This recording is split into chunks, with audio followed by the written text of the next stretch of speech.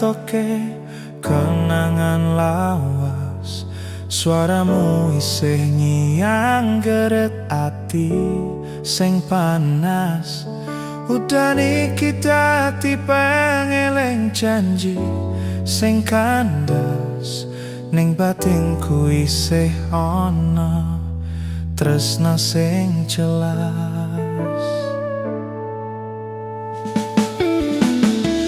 Tetes udan nyandang suarane ati, larani kenangan sing ora bisa mati.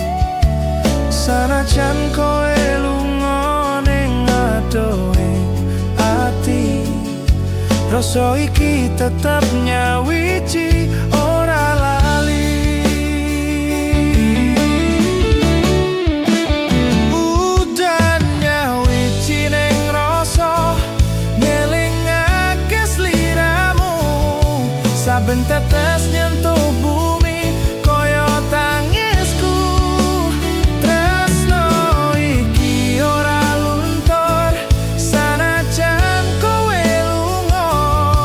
Rasa iki nyawiji nganti akhir wektu.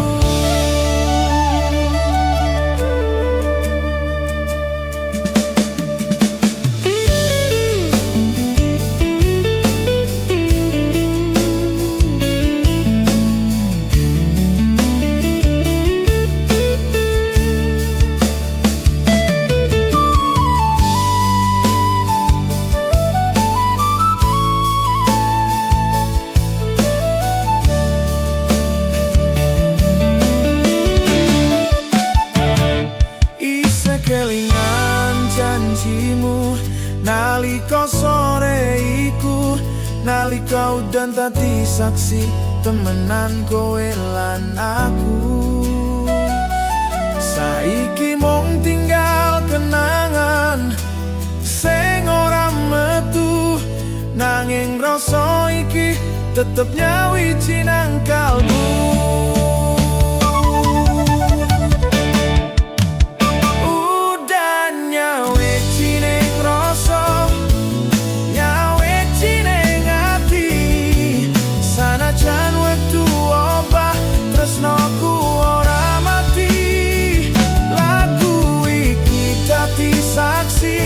Nalika hatiku sepi, udan iki dadi rasa sejati.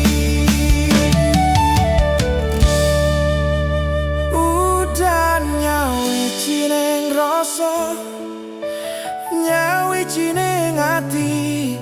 Sanajan wektu obah tresnaku ora mati.